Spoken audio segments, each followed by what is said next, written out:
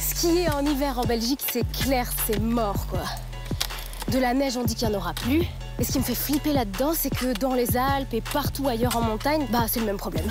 Alors le roller ski, c'est sympa, hein, mais qu'on vienne pas me dire que c'est pareil, quoi. C'est encore plus chaud que le ski de fond. Bon alors, est-ce que le ski, c'est vraiment fini? Je vais me planter. Hop là. Bon, je vais pas vous mentir, faire cette vidéo à la base, moi, c'est pas mon idée. Je fais partie de cette tranche de la population qui part skier et qui aime ça. D'ailleurs, j'ai appris qu'on était 700 000 Belges à y aller chaque année. Et je crois que moi, c'est la première fois que je dis publiquement que je vais skier. Ouais, il y a quand même une petite partie de moi qui culpabilise depuis qu'on entend que le ski, pour l'environnement, ça craint. Alors la première bonne nouvelle là-dedans, c'est que je me suis rendu compte que j'étais pas toute seule. Ça porte même un nom, ce sentiment de honte. Ski-sham. Enfin, je suis pas sûre que ce soit comme ça que ça se prononce. Schießkam. Voilà. Schießkam. Schießkam. La honte de skier, c'est de l'allemand. En fait, c'est un concept autrichien qui est apparu dans les médias parce qu'ils se sont rendus compte qu'apparemment, skier, ça réchauffe le climat. Mais c'est vrai ça? Ou c'est encore un grand truc qu'on balance sans vraiment savoir pourquoi?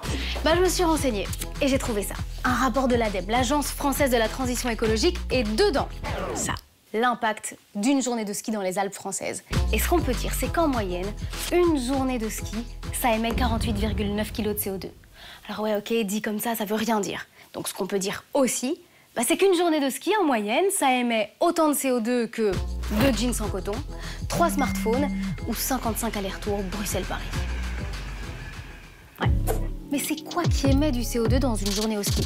En 1, ce qui émet le plus de CO2, c'est le déplacement. Donc en gros, la voiture ou pire, l'avion pour se rendre au ski, c'est la moitié de l'impact des vacances. Après, le déplacement, bah, c'est un peu comme pour toutes les vacances, quoi. L'impact, il est élevé.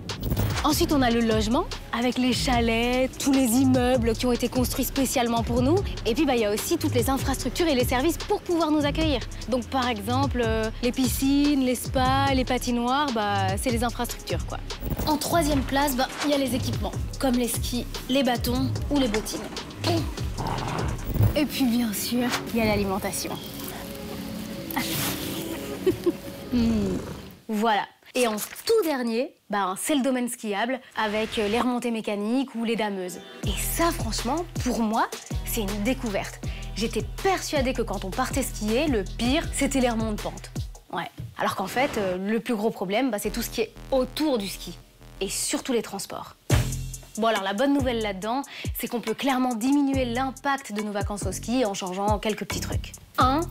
Je ne sais plus. Plutôt que la voiture ou l'avion, si on y arrive, on prend le train.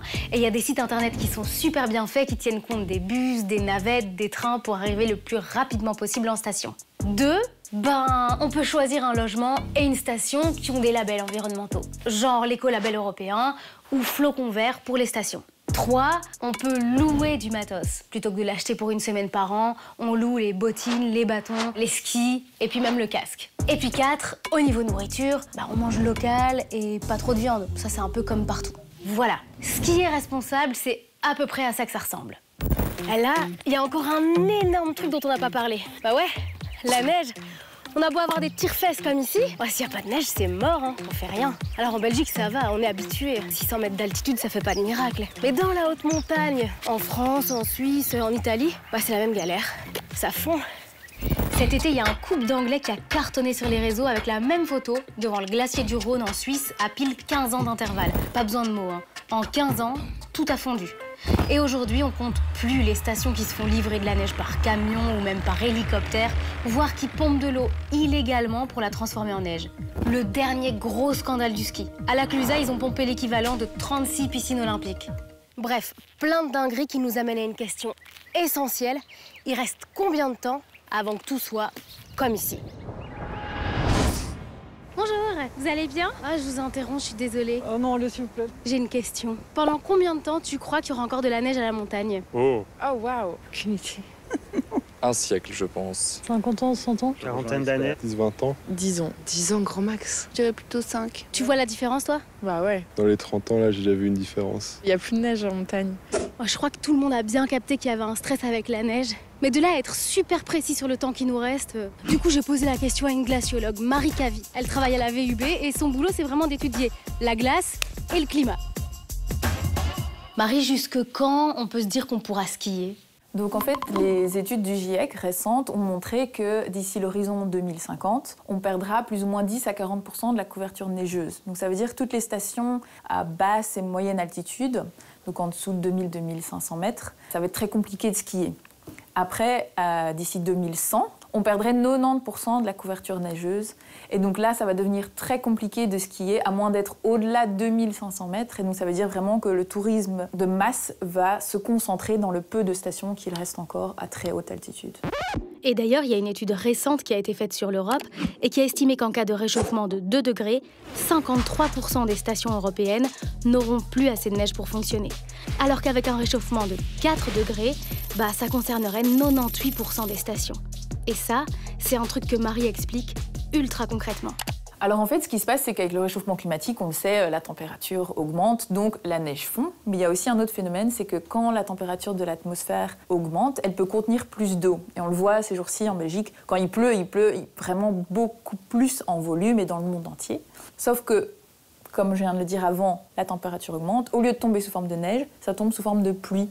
Et la pluie est un accélérateur à la fonte de la neige qui est déjà là. Et aussi, on n'ajoute pas de la neige en plus. Et donc, les études montrent qu'en fait, la saison de ski se raccourcit en début de saison et en fin de saison. Donc, plus ou moins en France, on a perdu un mois de saison de ski.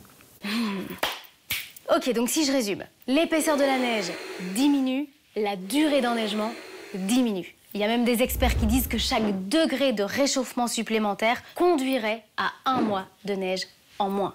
Ouais. En clair, ce sera de plus en plus compliqué d'avoir de la neige au ski. Enfin, de la neige naturelle, en tout cas. Et clairement, les stations, elles n'ont pas attendu les bras croisés en regardant la neige fondre. Non, ça représente beaucoup trop d'argent. Le ski en France, c'est 82% du chiffre d'affaires du tourisme en montagne.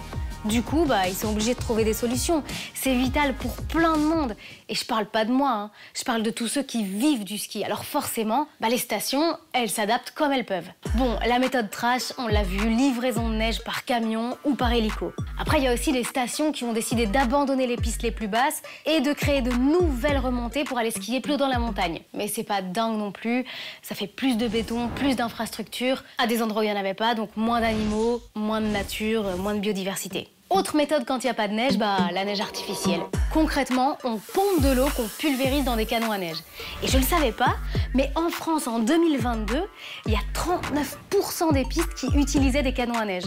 Dans le nord de l'Italie, c'est carrément 90% des pistes. Et puis en Autriche, 70% des pistes qui utilisent des canons à neige. Bon, on se souvient aussi tous des JO d'hiver à Pékin en 2022, où là, il n'y avait pas de neige du tout. Du coup, ça a été 100% neige artificielle. Mais ça, les canons à neige, la neige artificielle, j'ai du mal à savoir si c'est vraiment un problème. Du coup, j'ai aussi posé la question à Marie. Donc la neige artificielle est typiquement créée par les canons à neige et c'est une maladaptation. Donc une maladaptation, c'est qu'on trouve une solution immédiate à un problème, il manque de la neige, on en crée artificiellement, mais ça a toutes sortes d'effets néfastes. Il faut savoir qu'un canon à neige, ça peut fonctionner qu'en dessous de plus ou moins 4 degrés. Et donc si on est à une station de basse altitude et qui fait 0,1 degré, on a beau avoir un canon à neige, on ne peut pas créer de neige. Par ailleurs, les canons à neige en fait, nécessitent beaucoup de ressources en eau. Il faut notamment créer souvent des bassins de rétention d'eau artificiellement qui détruisent le paysage. Mais aussi, c'est de l'eau qui ne va pas pouvoir être utilisée pour l'agriculture, pour la faune, pour la flore, pour la consommation d'eau potable. Ça demande de l'énergie aussi, ces canons à neige?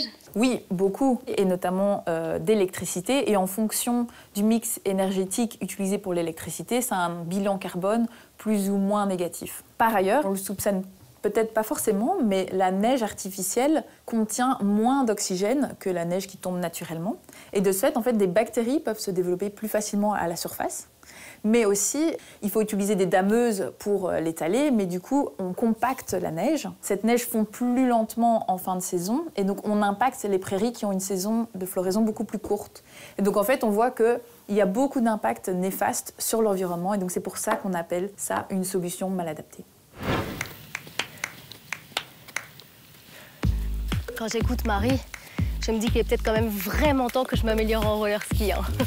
Pareil quand je vois les stations qui ferment, qui démantèlent leurs installations, même délire.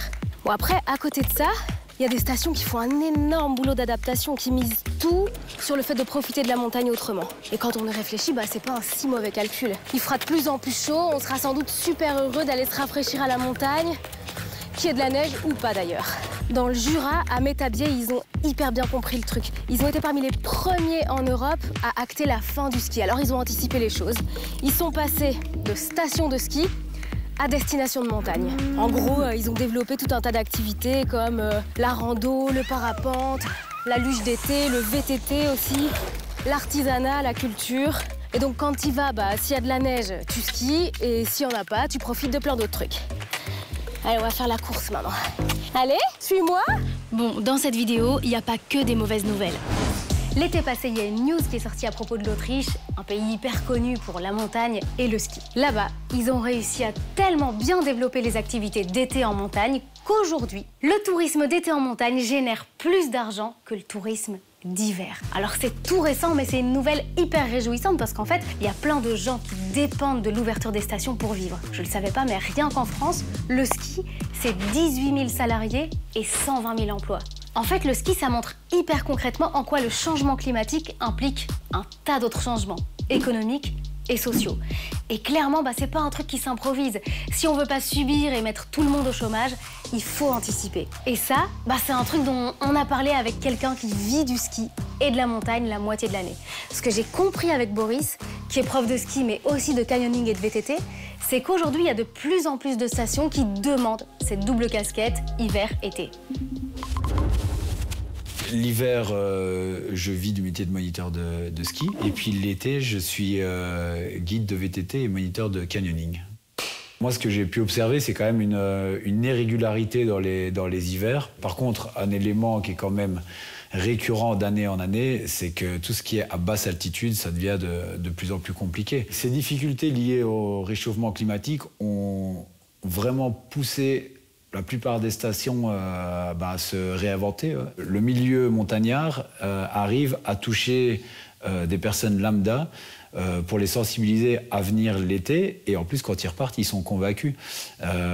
Donc je pense que ça va faire que se développer. Je ne suis pas de nature très stressé, donc que ça me stresse, non, j'irai peut-être pas jusque-là, mais en tout cas, c'est quelque chose qui intervient dans notre raisonnement et, on va dire, dans notre organisation de vie. Oui, l'adaptation, elle se fait surtout au niveau de continuer à se former pour pouvoir enchaîner rapidement avec d'autres activités dès que l'hiver prend fin. On essaye à notre petite échelle de faire attention et je pense qu'il y a une conscience pour essayer de faire perdurer nos métiers, nos loisirs, etc.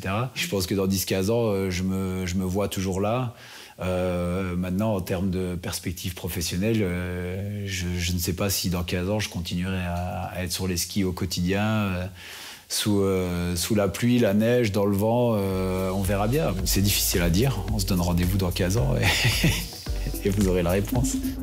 Alors, est-ce que le ski, c'est fini? Bon, en tout cas, il y aura de moins en moins de neige et il faudra toujours payer plus cher pour monter plus haut dans la montagne. Un truc qui est certain, c'est que si on veut continuer à profiter du ski, il faut limiter le réchauffement au maximum.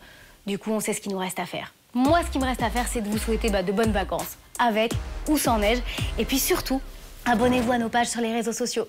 Il n'y a pas de Planète B sur Facebook, Insta, YouTube, Ovio. Il ne faut rien rater de nos vidéos. Bisous et bonne chance surtout. Allez, c'est les vacances là. Hop, hop, hop, on remballe.